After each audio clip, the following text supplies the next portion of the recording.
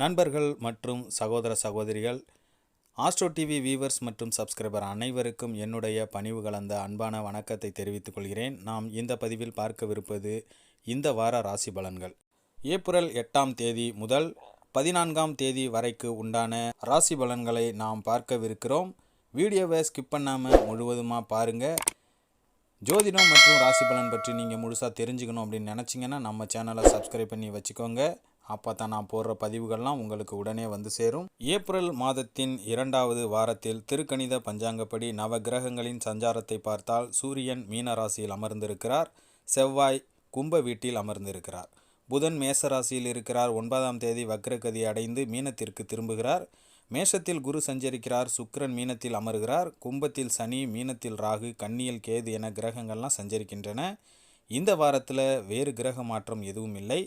இந்த வாரம் சந்திரன் கும்பம் ராசி, மீனம், மேஷம், ரிஷபம் ஆகிய ராசிகளில் பயணம் செய்கிறார்.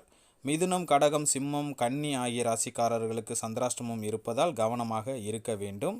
இந்த வார கிரகங்களின் சஞ்சார கூட்டணி பார்வைகளால் மேஷம் முதல் மீனம் வரைக்கு உண்டான 12 ராசிக்காரர்களுக்கும் யாருக்கு அதிர்ஷ்டம் அதிகரிக்கும், சுபவிரய செலவுகள் யாருக்கு வரும் என்று இந்த பதிவில் நாம் பார்க்கலாம்.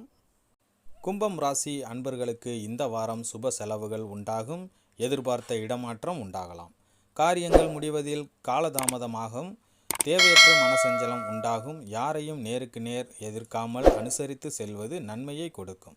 கெட்ட கனவுகள் தோன்றலாம். வயிறு தொடர்பான நோய்கள் ஏற்பட்டு நீங்கும். தொழில் வியாபாரம் மெத்தனமாக காணப்பட்டாலும் பண வரவு இருக்கும். புதிய வாடிக்கையாளர்களிடம் நிதானமாக பேசி வியாபாரம் செய்வது நல்லது. போட்டிகளை கண்டுகொள்ளாமல் தவிர்ப்பது நல்லது.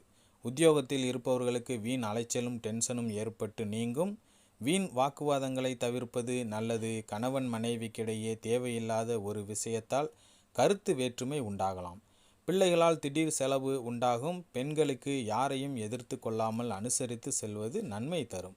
வீண் மனக்கவலை, காரிய தாமதம் அகலும். கலைத்துறையினர் சாமர்த்தியமான பேச்சின் மூலம் சூழ்நிலையை புரிந்து கொண்டு நடப்பதன் மூலமும் காரிய அனுகூலம் உண்டாகும். அரசியல் துறையினர் புதிய முயற்சிகளை தள்ளி போடுவது நல்லது. மாணவர்களுக்கு விளையாட்டு போட்டிகளில் கலந்து கொள்பவர்கள் கவனமாக இருக்க வேண்டும். அவிட்டம் நட்சத்திரத்தில் பிறந்தவர்களுக்கு இந்த வாரம் பிள்ளைகள் எதிர்காலம் குறித்த சிந்தனை மேலோங்கும். உறவினர்கள் நண்பர்களின் உதவியும் கிடைக்கும். திறமையான பேசுவதன் மூலம் காரிய அனுகூலம் உண்டாகும். தெளிவான சிந்தனை இந்த வாரத்தில் இருக்கும். சதயம் நட்சத்திரத்தில் பிறந்தவர்களுக்கு இந்த வாரம் மனதில் உற்சாகம் உண்டாகும்.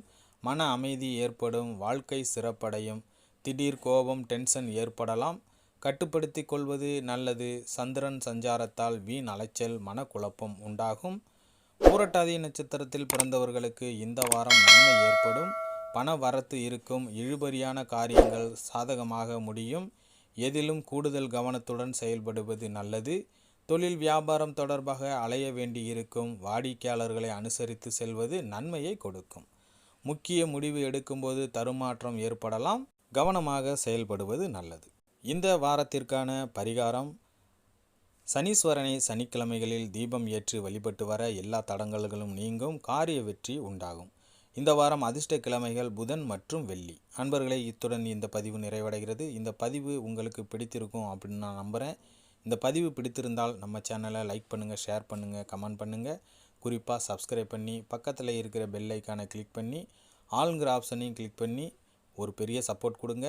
மீண்டும் அடுத்த பதிவில் சந்திக்கிறேன். நன்றி, வணக்கம்.